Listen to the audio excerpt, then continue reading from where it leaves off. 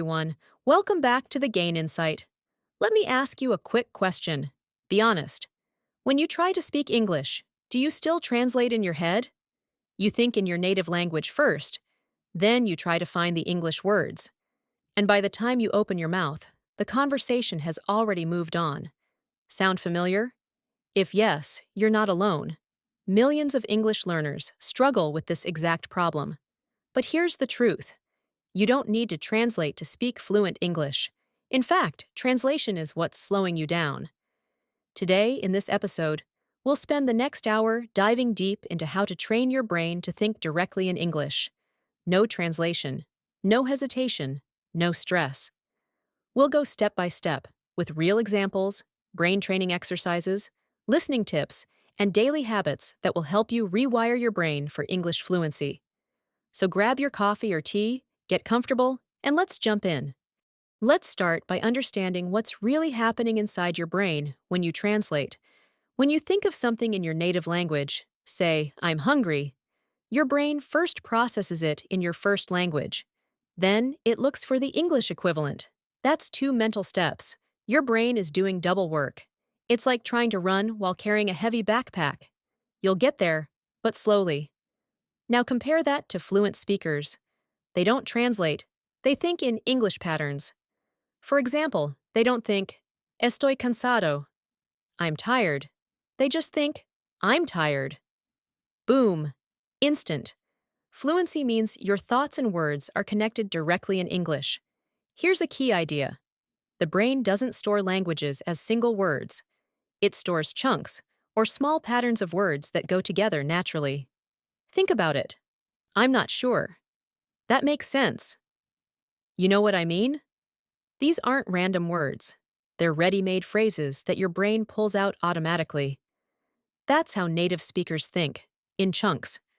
So your job is to stop memorizing isolated words and start building these natural English chunks into your thinking system. Here's where we start the real training. I call this step building English islands. Imagine your brain like an ocean. Your native language covers most of it right now. But when you start learning English, you build small islands, specific situations where you can think fully in English.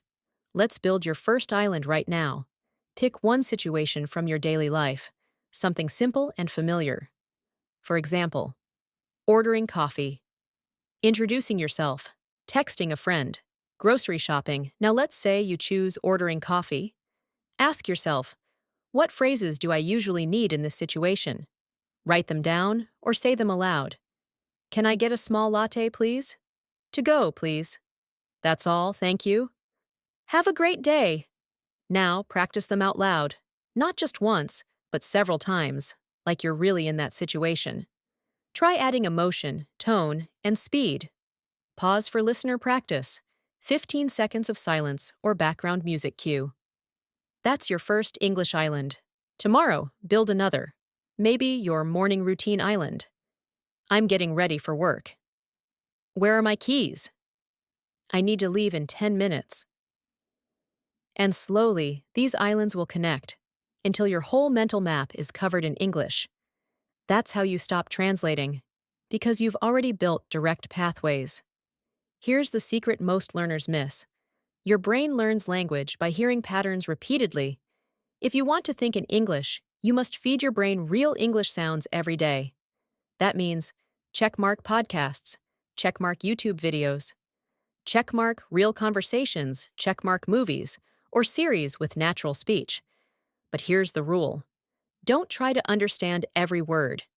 Instead, focus on feeling the rhythm and the emotion.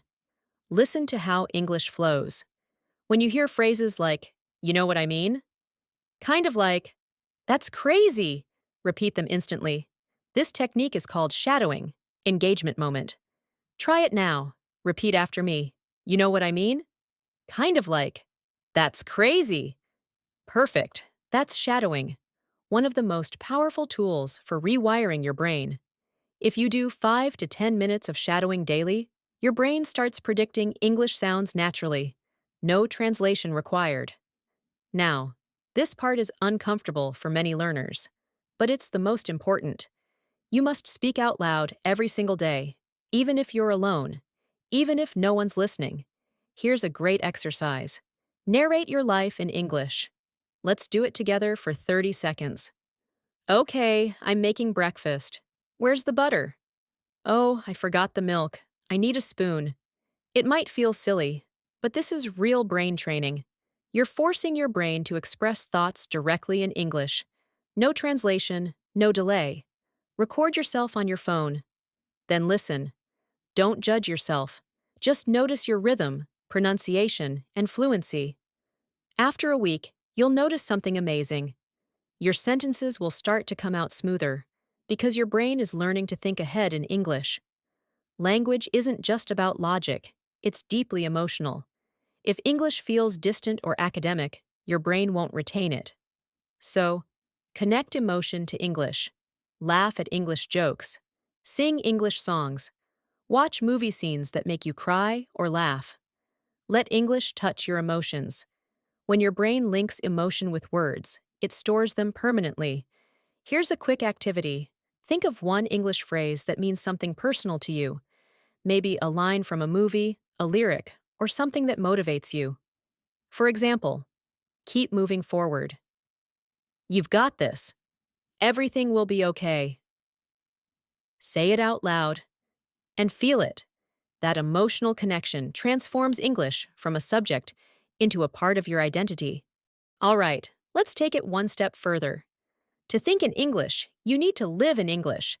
That doesn't mean moving abroad. It means changing your environment. Try these small changes. Set your phone and apps to English. Write your grocery list in English. Watch English content, even kids' shows.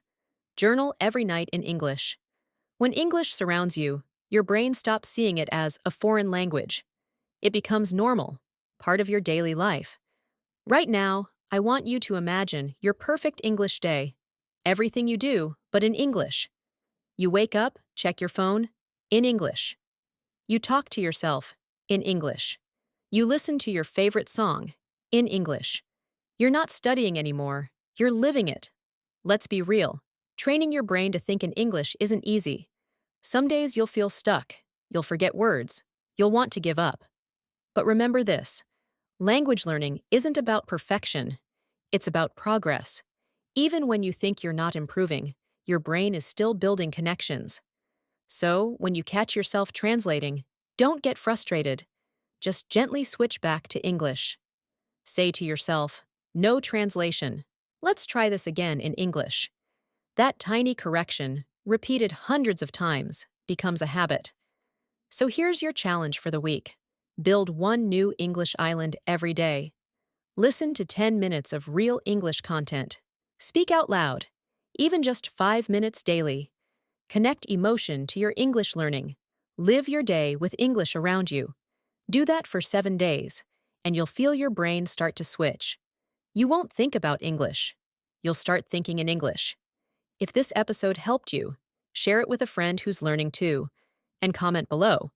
What's one English phrase you use every day without translating? I'd love to read your answers. Until next time, keep speaking, keep thinking, and keep living in English. See you in the next episode.